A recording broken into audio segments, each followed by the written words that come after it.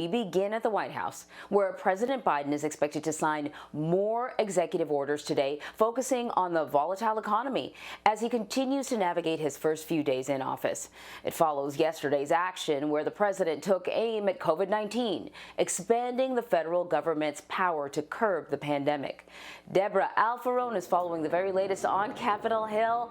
Debra, yesterday was also the first time in a while that we actually heard from Dr. Anthony Fauci during a White House press briefing. It was, Anne-Marie. We haven't heard from him in the briefing room since November. He spoke about how he was concerned about mutations of the virus. He also said that we're still in a really serious spot right now. Lastly, one thing he said that really struck me is he's pretty happy about the fact that he can speak freely again about science.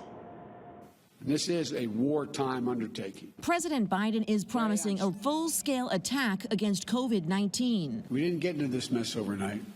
It's going to take months for us to turn things around. The new president signed 10 executive orders yesterday to fight the coronavirus. One invokes the Defense Production Act to increase the supply of PPE, tests, and vaccines. We need more vaccine, and we need it now. Many of the nation's vaccination centers can't keep up with the demand. We're doing 1,000 doses a day, or today, because that's all that we have received. Another executive order mandates the use of masks in airports and on planes, trains, and intercity buses. The mask have become a partisan issue, unfortunately, but it's a patriotic act. With thousands of Americans dying every day from the virus, President Biden was realistic about the challenges ahead. Let me be very clear. Things are going to continue to get worse before they get better. After months of President Trump downplaying the virus, it's going to disappear. One day it's like a miracle. Dr. Anthony Fauci says he welcomes the new attitude in the White House. One of the things that we're going to do is to be completely transparent, open, and honest. The White House underwent a deep COVID cleanse between administrations. There are new social distancing measures throughout the building and aides wearing N95 masks at all times.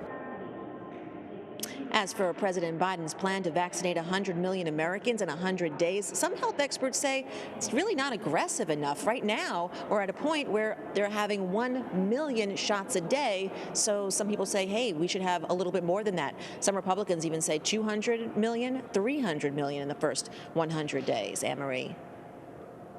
Okay, well, it is something to aim for, and hopefully we can do better than that. Before I let you go, Deborah, I got a couple questions for you. Of course, there are National Guard members there protecting the Capitol, and they were there ahead of the inauguration, but I heard that many of them had been moved out of the Capitol building to a parking garage yesterday. Some lawmakers were not too happy about that. Yeah, absolutely. This is a big deal because remember, 25,000 National Guard members, they've got to take breaks somewhere. And so they've become a common sight here. As we've been working in the Capitol, we see them all the time, say hello to them, and they kind of hang out in the Capitol Visitor Center. That's where they take a break, maybe they take a nap on a cot, check their phone, charge their phone, sit down, chat with each other. And so, yeah, they have been moved out. And what we're hearing is that Capitol Police had moved them out because lawmakers said, Congress is back in session.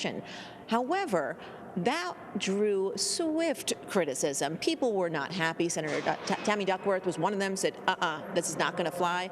And everybody kind of moved and mobilized to get them back in. They were in a parking garage, and then we saw the pictures of them there.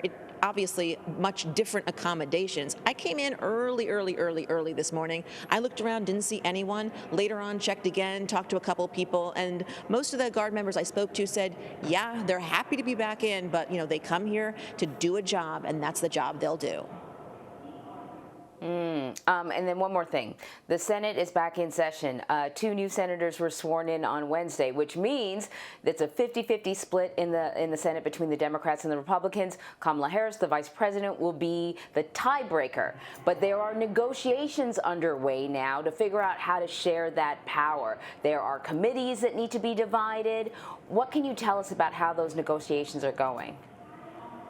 Well, what we're hearing is a spokesperson for Chuck Schumer is saying that he wants to basically adopt the 2001 power sharing agreement. And if people aren't familiar with that, which really, not everybody is, and I certainly wasn't until I looked it up, what they did was basically they came to an agreement on having an equal number of representatives on committees. And then when there was a tie that, they needed to break, the majority in the Senate would get a little bit of an edge. Now that would be Democrats. So, that's what Chuck Schumer allegedly wants to see happen.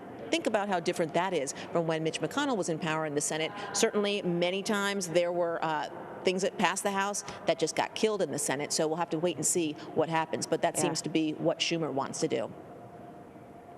Yeah, and there's some big issues sort of on the table. They are discussing, the filibuster, whether it stays or goes, and of course, there's an impeachment trial on the way.